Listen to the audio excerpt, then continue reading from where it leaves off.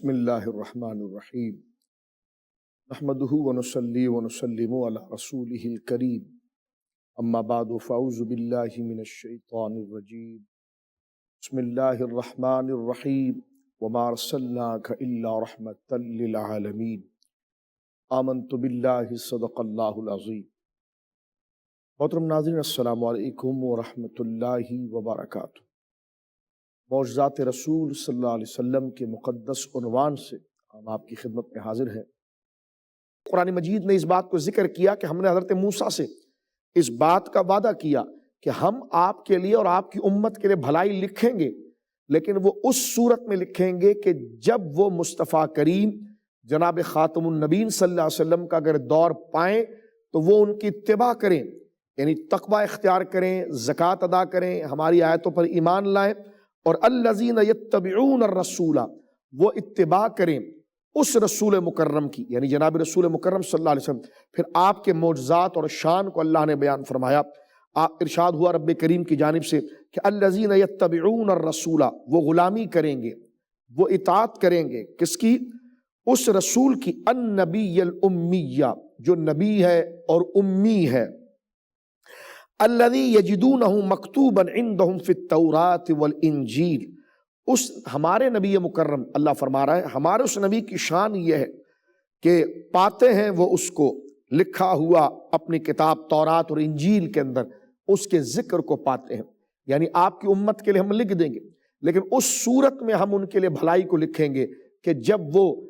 جناب خاتم النبیین یعنی میرے اور آپ کے پیارے نبی صلی اللہ علیہ وسلم کی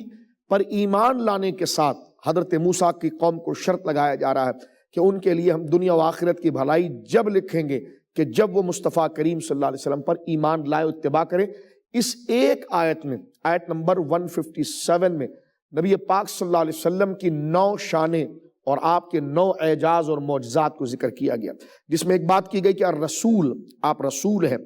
النبیہ، اور آپ نبی ہیں، الامیہ، نبی پاک کی شان یہاں پر بیان کی گئی ہے جو یقیناً سرکار کا بہت بڑا معجزہ ہے۔ الامی، امی کا معنی ہے، اس کا سادہ سا معنی یہ ہے کہ جس نے دنیا کے اندر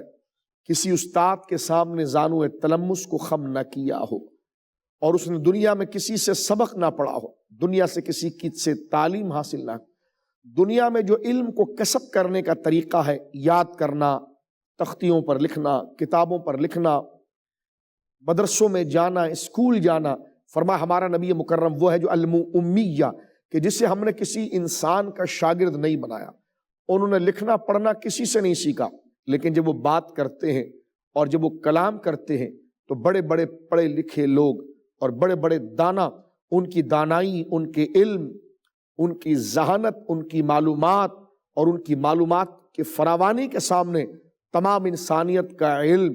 ایک قطرے کی بھی حیثیت نہیں رکھتا۔ فرمایا الامیہ، امی سے مراد یعنی وہ کہ جس نے انسانوں میں کسی سے بھی شاگردی اختیار نہ کی ہو، کسی کو اپنا استاذ نہ بنایا ہو۔ امی کا معنی حضرت امام جعفر صادق یہ فرماتے ہیں رضی اللہ تعالیٰ عنہ کہ سرکار دو عالم صلی اللہ علیہ وسلم مکہ مکرمہ میں آپ کی ولادت ہوئی تو مکہ مکرمہ کو ام القریٰ کہا جاتا ہے، اس نسبت سے اللہ رب العالمین نے آپ کو یاد فرمایا الامیہ کہ وہ مکہ مکرمہ میں کے رہنے والے ہیں۔ امی کا لقب یہ جناب رسول اللہ صلی اللہ علیہ وسلم کے لیے معجزہ ہے، حضور کے علاوہ کسی کے لیے عیب ہو سکتا ہے، مثلا جیسے مفسرین ذکر کرتے ہیں جیسے متکبر، متکبر کا لفظ اور یہ صفت اللہ کے لیے عزت اور کرامت اور اللہ کے لیے یہ عظمت کا نشان ہے، لیکن کسی انسان کو اگر متکبر کہا جائے تو یہ اس کے لیے عیب ہے، کیونکہ بڑائی جس کے لیے سزاوار ہے وہ اللہ رب العالمین کی ذات مبارک ہے۔ تو الامی ہونا، بغیر کسی استاذ کے، بغیر کسی کتاب کے، بغیر کسی مدرسے میں شامل ہوئے اللہ رب العالمین جل وعلا سے علم کو حاصل کر لینا کہ الرحمن علم القرآن، رحمان وہ ہے جس نے آپ کو قرآن کی تعلیم دی ہے، خلق الانسان علمہ البیان، اور انسان کو پیدا کر کے تمام بیان سکھایا۔ تو یہاں انسان سے مراد کون ہے؟ تو اصلاً یہاں سے مراد تو وہی ہے جن پر قرآن اتر رہا ہے، یعنی جناب رسول مکرم صلی اللہ علیہ وسلم۔ تو اللہ نے یہاں پر نبی پاک صلی اللہ علیہ وسلم کو جو شان اور جو اعجاز عطا فرمایا اس میں ایک شان یہ کہ الامیہ، کہ آپ امی ہیں، یعنی بغیر کسی استاد کے پڑھے ہوئے، آپ کو اولین اور آخرین کا علم اللہ رب العالمین نے عطا فرمایا۔ اور آپ کی شان اور آپ کا ایک معجزہ یہ بھی ہے کہ الذی یجدونہ مکتوبا عندہم فی التوراۃ والانجیل، کہ وہ لوگ جسے پاتے ہیں، جن کے ذکر کو پاتے ہیں لکھا ہوا تورات اور انجیل میں۔ فرمائیے ہمارے نبی پاک آخر النبی صلی اللہ علیہ وسلم کا معجزہ ہے کہ جن کا ذکر ہم نے تورات میں بھی کیا ہے اور جن کا ذکر ہم نے انجیل میں بھی کیا ہے۔ فرمائیے وہ عظمت والے نبی ہیں کہ جن کے لیے موسیٰ، یہ جو قوم تیرے پاس موجود ہے اور جو قیامت تک تیری قوم تیرے ماننے والی اگر آتی ہے تو ان کے لیے کامیابی اور نجات کا راستہ جب ہے کہ جب وہ جناب رسول مکرم صلی اللہ علیہ وسلم کی غلامی اور آپ کی اتباع کرے، کیونکہ یہ کوئی جبری نہیں، ہم نے انبیاء سے بھی ان کی اتباع کا عہد لیا ہے، ان کی امتوں سے بھی لیا ہے، اور پھر انبیاء پر اترنے والی کتاب تورات و انجیل کے اندر بھی ہم نے ان کا ذکر کیا۔ پھر ایک معجزے کا یہاں پر مزید ذکر فرمایا اللہ رب العالمین نے کہ یأمرہم بالمعروف، ہمارا وہ نبی ایسی عظمت والی شان کا ہوگا کہ جو نیکیوں کا اور بھلائی کا حکم دے گا، وَيَنْهَاهُمْ عَنِ الْمُنْكَرِ، اور برائیوں سے لوگوں کو منع کرے گا، یعنی نیکیوں کا حکم دینے والا ہوگا اور برائیوں سے منع کرنے والا ہوگا۔ فرمایا وَيُحِلُّ لَهُمُ الطَّيِّبَاتِ، ہمارے اس نبی کی شان یہ ہے کہ وہ ستری اور پاکیزہ چیزوں کو ہمارے اذن اور ہماری اجازت اور ہماری جانب سے بندوں کے اوپر طیب چیزوں کو حلال کرے گا۔ وَيُحِلُّ، اور وہ نبی حلال کرے گا، لہم، ان تمام لوگوں کے لیے، الطیبات، پاکیزہ چیزوں کو وہ حلال کرے گا۔ اس کو اللہ یہ اتھارٹی دے گا کہ وہ اللہ کے اذن سے پاکیزہ چیزوں کو حلال ڈکلیئر کرے گا۔ وَيُحَرِّمُ عَلَيْهِمُ الْخَبَائِثَ، اور جو ناپاک اور جو حرام چیز ہے اس کو وہ ہماری جانب سے حرام کرے گا۔ فرمائیے ہمارے نبی کا معجزہ ہے، یہ اس کی شان ہے کہ جس کو ہم یہ اتھارٹی اور یہ مقام دیں گے کہ وہ حلال کرنے والا بھی ہوگا طیب چیزوں کو اور حرام کرنے والا چیز ہوگا ناپاک چیزوں کو۔ فرمایا اس کی شان یہ بھی ہے وَيَدَعُ عَنْهُمْ إِسْرَهُمْ،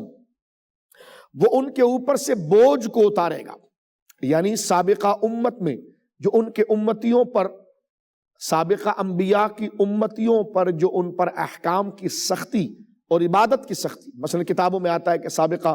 امتوں میں احکام کی سختی اتنی تھی کہ ان کو اگر نماز پڑھنا ہو تو کسی ایک ہی جگہ پر وہ نماز پڑھ سکتے ہیں، دوسری جگہ پر وہ نماز نہیں پڑھ سکتے، چاہے وہ جتنا بھی دور ہو۔ اگر کپڑے کے اوپر کوئی ناپاکی لگ جائے تو کپڑے کو کاٹ کر پھینک دیا جائے، چمڑی پر لگ جائے تو اس کو چھیل دیا جائے، اتنے سخت احکامات تھے۔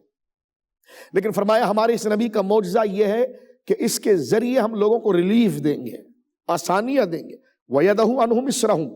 اور یہ ان کے اوپر سے ان کے بوجھ کو اتارے گا۔ وَالْأَغْلَالَ الَّتِي كَانَتْ عَلَيْهِمْ، اور 7 احکام کا پھندا اور سخت اصول کا پھندا جو لوگوں کی گردنوں کے اندر ہوگا اس کو اتارے گا۔ تو لہٰذا چاہیے یہ کہ فَالَّذِينَ آمَنُوا بِهِ، اے موسیٰ چاہیے یہ کہ تمام تیرے ماننے والے اور پھر ساری خدائی اس نبی مکرم صلی اللہ علیہ وسلم پر ایمان لائے، وَعَزَّرُوهُ، اور ان کی تعظیم کرے، وَنَصَرُوهُ، اور ان کے مشن میں ان کی اتباع کرے،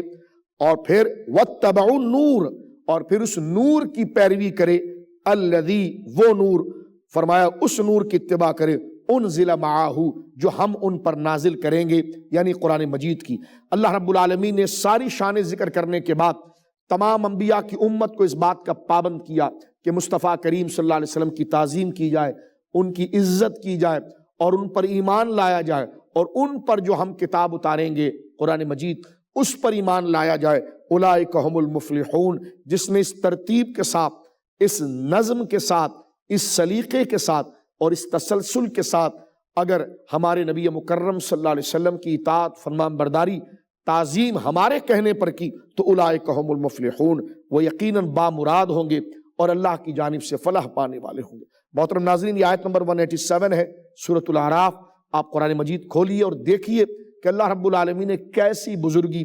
کیسی شان، کیسا اعجاز، کیسا معجزہ ہمارے نبی پاک صلی اللہ علیہ وسلم کو عطا فرمایا۔ اس کے صدقے اللہ رب العالمین، نبی پاک کو ملنے والی بزرگی اور شرف کے صدقے اللہ رب العالمین ہمیں بھی دنیا و آخرت میں ان کی اتباع کی عزت سے سرفراز فرمائے اور قیامت تک ہماری نسلوں کو شریعت مصطفیٰ کریم صلی اللہ علیہ وسلم کا پابند رکھے۔ وآخر دعوانا ان الحمد للہ رب العالمین۔